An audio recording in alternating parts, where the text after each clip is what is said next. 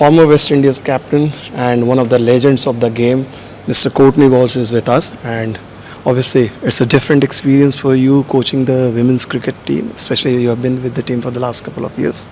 Yeah, I've been with the team for the last two and a half years, and it's a different experience, but it's still coaching and it's still being involved with the game cricket. So I'm happy to be playing the part I can, and it's just good, exciting time for me. You have yourself represented cricket at the highest level, and when a lot of people, the fans or ordinary spectators, they compare men's cricket and women's cricket, do you think the standard has risen over the last few years, especially the athleticism, fitness, and everything in women's cricket? I think generally in women's cricket, the standard has definitely improved. The bar has been raised, and we could see some very good, exciting players coming through, and in all format, the T20 and the ODI. Unfortunately, first we don't play tests. But when you look at the cricket and the growth of women's cricket, I mean, it's tremendous to see, and I think it's just all good, especially what has happened recently. It's only going to get better, and I think if that gets better, and it helps all the other countries that are participating in, and we can get bigger pools, especially in the Caribbean, it will be a beneficial help for us as well. You yourself have been the epitome of fitness, supreme fitness, as your record suggests. Post 35, no one took more test wicket than you. So when you look at the current crop, do you think that anyone can match that? Obviously, Jimmy Anderson is doing that, but for the young fast bowlers, how difficult it is to sustain yourself post 30 or 35? I think one of the key ingredients is that you have to know your body. You got to know what you can do and pace yourself, but you have to be fit and strong. You have to be very disciplined in your approach in what you want to achieve. I think Jimmy has done tremendously well. Someone like Glenn McGrath similarly as well. And I had a conversation with Glenn, and he was asking me how you get it done. And I think knowing your body, pacing yourself, but the whole build-up for it, knowing what you have to do and be determined.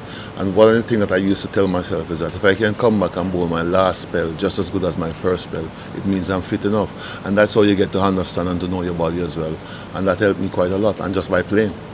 In hindsight, do you think that you could have continued even for few more years when you were playing, because your record was exceedingly good? People were talking about just age. Do you sometimes just think that maybe I could have continued for another 2-3 years? I know I could have continued. I was at the peak of my career. I was probably the fittest my body has ever felt, and I was still playing. I just figured it was the right time to leave.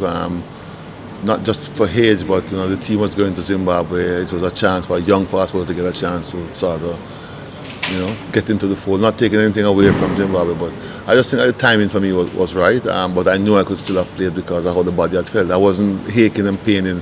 Sometimes when you get up in the morning, you figure, well, no, it's time to go. I didn't get to that stage, so I was still at the peak of my career, so I know I could have played.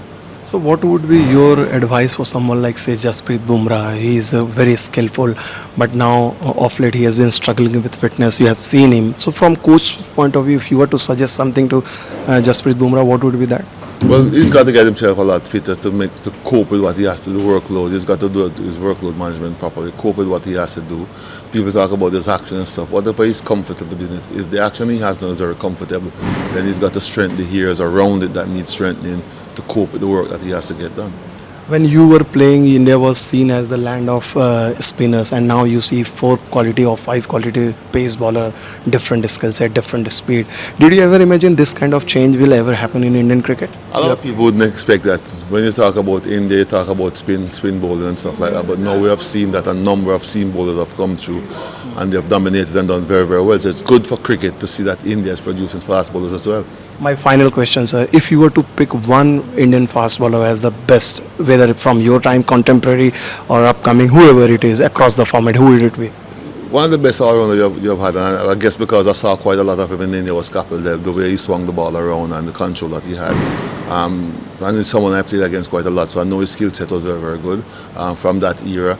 And I'm impressed with the way Bumrah has operated as a bowler. His skill set is very good, and the pace he generates off the wicket is extremely well as well. But the guy that I actually liked, but he hasn't played a lot, was Ishan Sharma. I just thought that he'd have developed into a very good fast bowler. And I've always said it because the first time I met him through Anil Kumble, and when I watched him bowl, I thought he would have developed and gone a long way, but probably not given as much chance as others, probably. And I don't know, but he was someone that I liked. Thank you so much, sir. Thank you so much, and wish you all the best. Thanks. Thank you very much.